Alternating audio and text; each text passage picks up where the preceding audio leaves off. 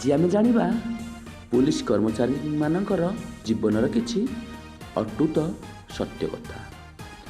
Police मान को लोक माने खराब बोली कहती, फिटनेस को नहीं मोटा बांगेरा बोली कहती, करप्शन को नहीं गाली गुलज करती, किंतु सही पुलिस 24/7 हॉर्स ऑन ड्यूटी थाए।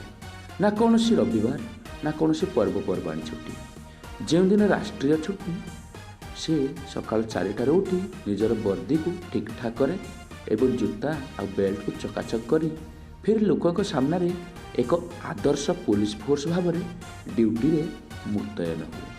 बंधु केवे एमान यूनिफॉर्म खोली देखिए 10 ରୁ 4 जनकर बनियान फटा थी। सरकारी कर्मचारी मानकर छुट्टी सेकेंड सैटरडे पर्वपर्वाणी एमती बहुत छुट्टी नियंती। हेले बंधु पुलिस भी जड़े सरकारी कर्मचारी, किंतु ए सब छुट्टी कहीं पुलिस को मिले नहीं।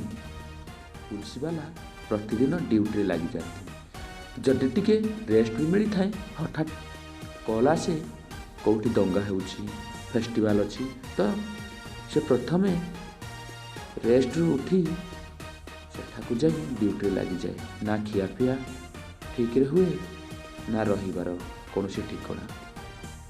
एमिति कि ड्यूटी केबे सरिब मध्य जना पड़े नहीं। सरकार कर्मचारी समस्त को तो समान दरमा, हेले एमिति पातर अंतर कौन पाई। पुलिस वाला भी फैमिली अच्छी, किंतु से निजे जाने ना केबे घर को छुट्टी जीव आ निज फैमिली को टाइम देव। पुलिस जदि पर्वपर्वाणी रे ठिया न हेब तो सेठी दंगा हणाकटा हुए, हेले लोक माने सही पुलिस को देखिले लांचुआ ठक एमिति बहुत असभ्य भाषा रे गाली करती। पुलिस ड्यूटी समय रे ना रहिबार ठिकाना ना खाइबार ठिकाना, कौठी भंगा घर तो कौठी लाट्रिन न थाए। पुलिस सकाल 4टारे शौचालय बाहर लाइन लगाती, फिर टाइम भीतर सेविंग करिया को पड़े। लाइन रे भी खाइबा आनिबा को पड़ी थाए, कारण ड्यूटी ठीक टाइम रे आरंभ होई थाए। जदि भी 5 मिनट लेट हो जाए तो ताकू आब्सेंट दिया जाए।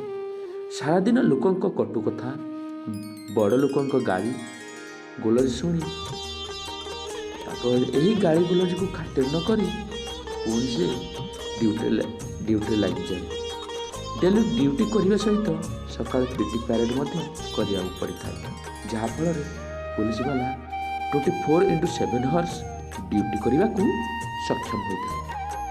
यह ही पुलिस फोर्स जीवन कहुए। ना बापा माँ ना स्त्री पिला से पछरे पकाई देश पाई जनता पाई निज जीवन को उत्सर्गीकृत करा जाए। 5% खराब कर्मचारी जो 95% पुलिस कर्मचारी ये समाज ठीक से सम्मान दिए नहीं। समाज को एतिकी निवेदन मोर से समस्त पुलिस सुरक्षा कर्मी को आदर देवा उचित। जय हिंद।